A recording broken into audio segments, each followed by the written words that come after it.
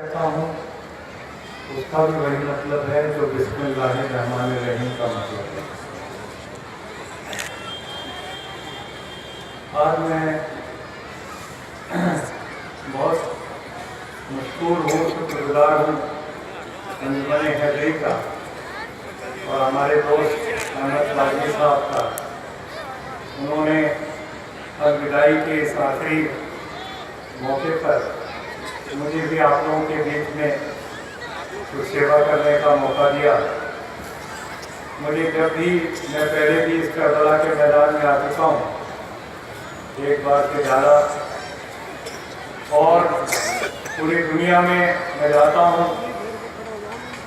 इमाम हुसैन साहब की कुर्बानी और उनसे प्रेरणा लेने की बात मैं इस मुल्क में तो करता ही करता हूँ।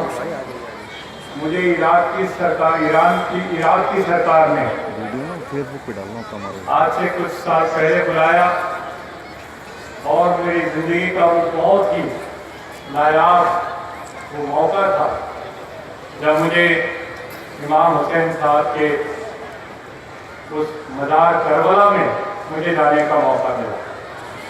मैं वहाँ गया और मैं नजफ भी गया और सारी मैंने देखी वहाँ। मुझे जाना तो बगदाद भी था, लेकिन कुछ मामूली लोग जो बमबरसाई कर रहे थे वहाँ पर, उसकी वजह से मैं वहाँ शहर के अंदर नहीं जा पाया। एयरपोर्ट से मुझे वापस आना पड़ा। आज हम लोग वर्ल्ड हार्मनी डे, पूरी दुनिया में शांति हो, अमन हो, ये मनाने के लिए यहाँ करबला के मैदान में इकट्ठे हुए। मैं ये बताना चाहता हूँ कि पीस, अमन, शांति, इसकी बात बहुत करते हैं लोग, लेकिन पीस, अमन और शांति तब तक नहीं आ सकती जैसे मेरे बहुत लायक दोस्त एडवोकेट सुप्रीम कोर्ट महमूद राजा साहब फरमाए। और उन्होंने कहा कि शांति लाना चाहते हो तो पहले इंसाफ के लिए खड़े हो जाओ। इंसाफ होगा तो शांति आ जाएगी, अमन हो जाएगा। और बिना इंसाफ के यदि शांति लाओगे तो वो शांति तो होगी, लेकिन वो शमशान भूमि की शांति होगी, कब्रिस्तान की शांति होगी। हमें वो शांति नहीं चाहिए, हमें शांति चाहिए इंसाफ के साथ। और इंसाफ चाहिए आपको तो अड़ना पड़ेगा, लड़ना पड़ेगा और कुर्बानी देनी पड़ेगी। अड़ना और लड़ना और कुर्बानी देने का वादा रखना, यदि दुनिया में यदि कोई सीख सकता है, प्रेरणा ले सकता है, इंस्पिरेशन ले सकता है, तो करबला के मैदान में इमाम हुसैन साहब की कुर्बानी और उनके सारे पूरे खानदान की कुर्बानी से ले सकता है। महात्मा गांधी को उनसे प्रेरणा मिली। मेरे जैसे हजारों हजारों लाखों कार्यकर्ता समाज में जो काम कर रहे हैं, बंधुआ मजदूरी, गुलामी की लानत के खिलाफ, बच्चों के लिए आज़ादी के सवाल पर, हमें उनकी उस कुर्बानी से एक प्रेरणा मिलती है। मैं कई बार सोचता हूँ ये यजीद को बैयत दे देते तो कितने आराम से रह सकते थे। यजीद भी उनको बहुत कुछ देता, लेकिन यजीद की यजीदियत, उसकी अय्याशी, उसकी शराबनोशी और उन सारी चीज़ों को देखते और जानते हुए ये गवारा नहीं था इमाम हुसैन साहब को, उसको वो अपनी बैयत देते। उसकी कीमत उन्होंने चुकाई।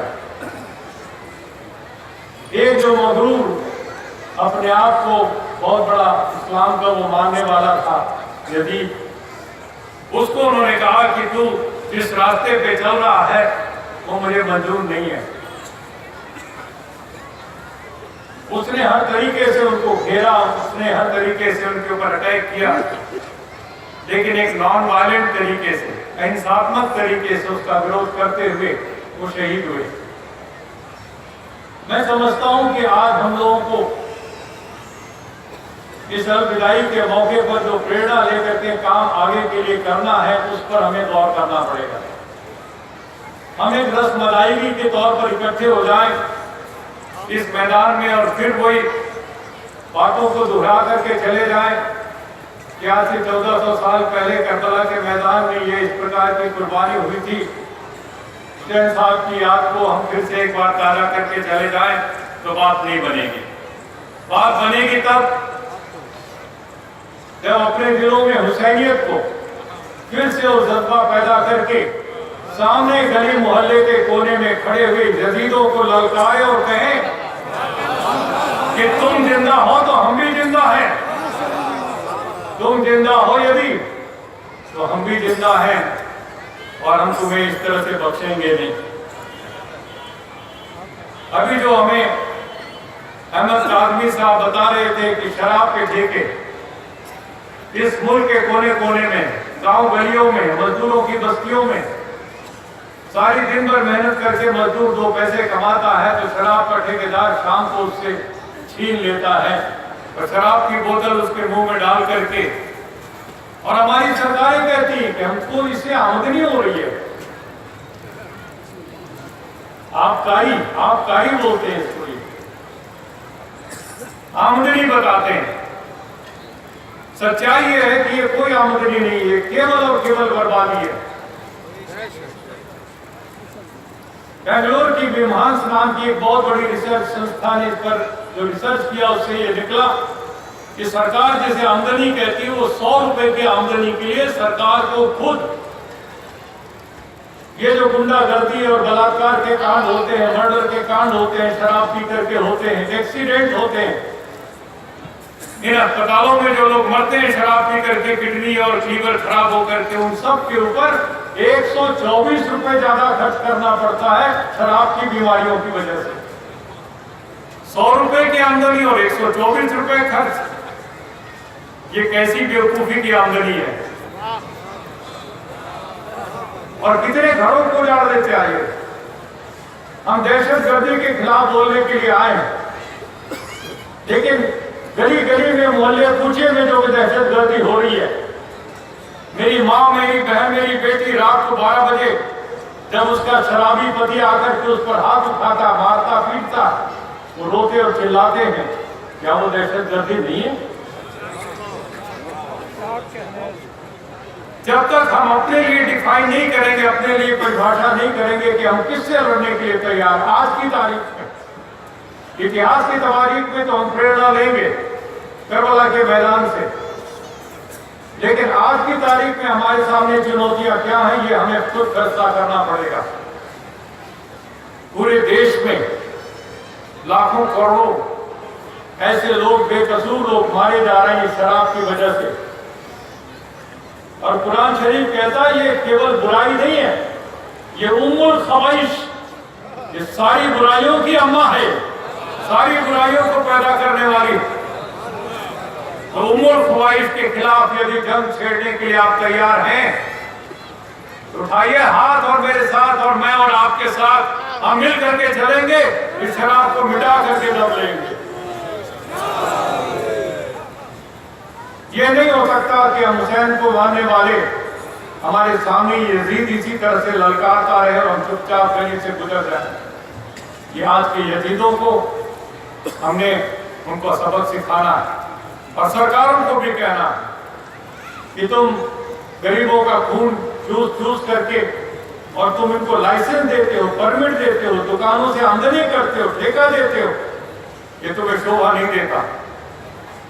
ये बात हमारे दिल्ली के मुख्यमंत्री को भी कहें और पंजाब के मुख्यमंत्री को भी कहें, यूपी को भी कहें और बिहार को, बिहार वाले ने तो अभी थोड़ी हिम्मत दिखाई है। मैंने उनको बधाई की चिट्ठी लिखी है, उन्होंने कहा है कि बिहार में मैं 1 अप्रैल से शराबबंदी लागू करूंगा। मुबारक हो वहां के मुख्यमंत्री साहब, हम जाएंगे उनको मुबारक देने के लिए, पटना जाएंगे। मैं चेन्नई गया था और वहां पर भी बहुत 25,000 हमारी बहनें इकट्ठी हुई थी, 25,000, और वहां भी पूरे जोर शोर के साथ शराबबंदी का आंदोलन चलता। पूरे मुल्क में, केरल में भी कुछ हद तक लागू हुआ है, उसका बड़ा अच्छा फैसला आ रहा है। मैं चाहता हूं पूरे देश में जिस दिन हम शराब के ऊपर रोक लगा देंगे, बंदिश लगा देंगे, उस दिन एक नया हिंदुस्तान पैदा होगा और यहाँ की बहबूदी के लिए एक नए रास्ते खुल जाएंगे पूरे मुल्क के लिए।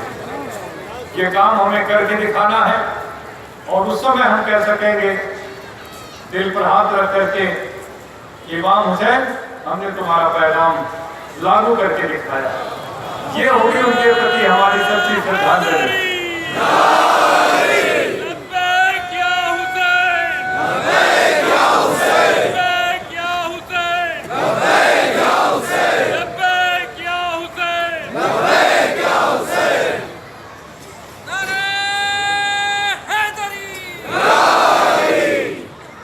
हमारे बीच में मौलाना सैयद इरफान रजा साहब भी हैं, अली जावेद जैदी साहब तो बोल के गए अभी थोड़ी देर पहले, और वो हमारे जो शहीद हुए सिप्ते रिजवी के भाई भी, और मौलाना मुकर्रम साहब, डॉक्टर मुकर्रम साहब अभी बोले हैं, और भी तमाम हमारे सीरिया से, रूस के, मिस्र के और विदेशी मेहमान भी यहाँ पर बैठे हुए हैं। लेकिन मैं आपसे जरूरी ये बात कहना चाहता हूँ कि हम जब ISIS की बात करते हैं, दाइश की बात करते हैं और उसकी निंदा करते हैं, मजम्मत करते हैं, सारी दुनिया में आज सरकारें इकट्ठी होकर के उनके खिलाफ लड़ने का मंसूबा लेकर के आ रही है। मैं आज आप लोगों की तरफ से और सब जो हमारे विदेशी मेहमान आए हैं उनका तो खैर मकदम करता ही करता हूं, लेकिन सबसे आगे बढ़ करके मैं जो रूस के यहाँ पर दूतावास से आए हैं उनके माध्यम से पुतिन साहब का जो वहाँ आज खड़े हुए हैं उस दाइश को पूरे दांत तोड़ करके सबक सिखाने के लिए उनका भी खैर मकदम करता हूं।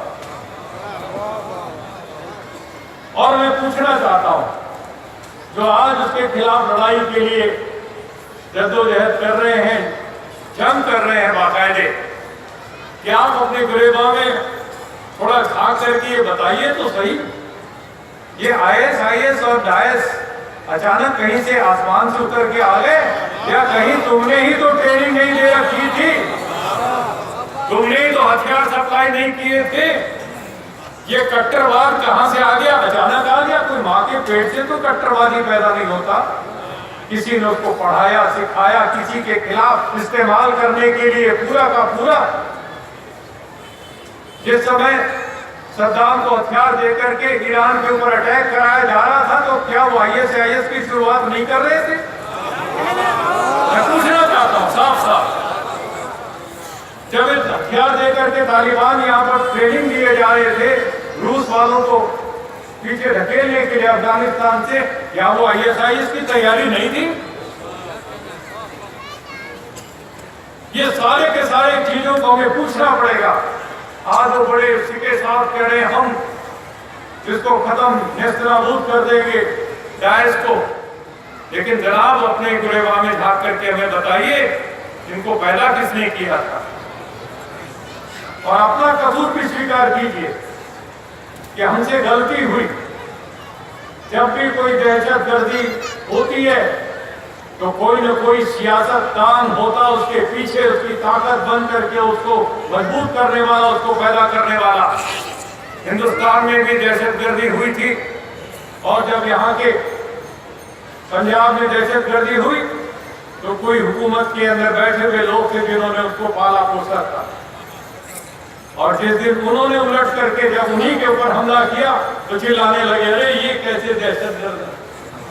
जब भी कोई दहशतगर्द होता है तो शुरू में तो जिनको सप्लाई करता है, जो लोग सप्लाई करते हैं उनसे वो खड़ा हो जाता है, लेकिन बाद में हमारे जो पुराणों की कहानी आती है भस्मासुर, उसने शिव जी से वरदान ले लिया कि मैं जिसके ऊपर हाथ रखूं वो भस्म हो जाए। शिव जी ने उसको कहते हैं आशीर्वाद दे दिया, वरदान दे दिया।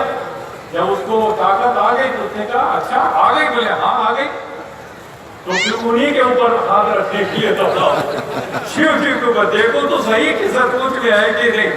और शिव जी भागे बेचारे, भागे भागे चारों तरफ दुनिया में, कोई हालत हो रही है। ये भस्मासुर पैदा किए तुमने,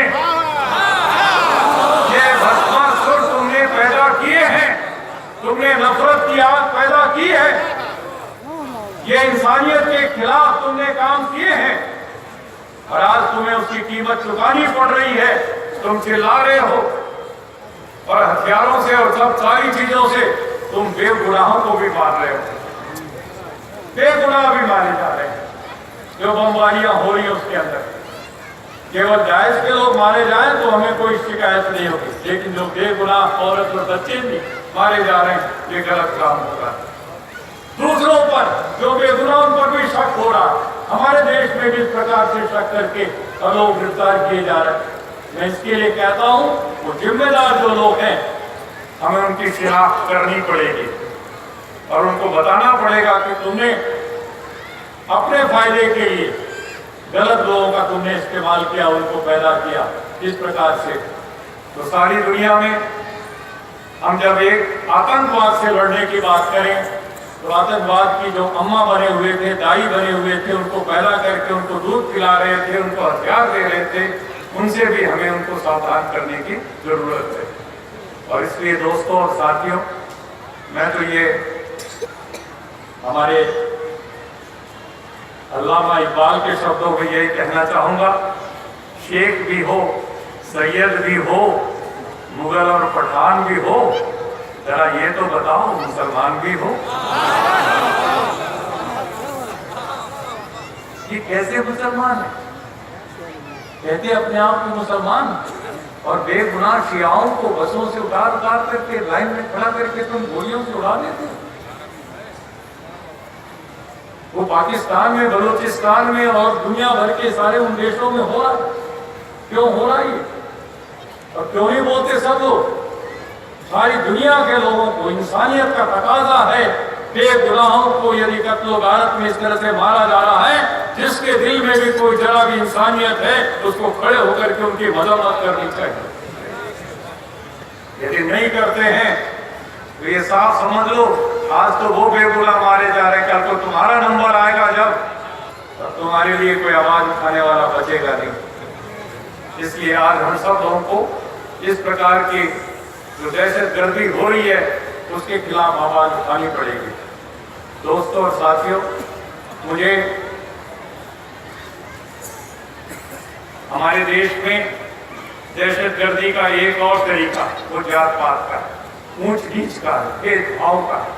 इंसान को किसी को पैदा होते ही ऊंच कहता है, किसी को नीच कह देता है। मैं बड़ी लंबी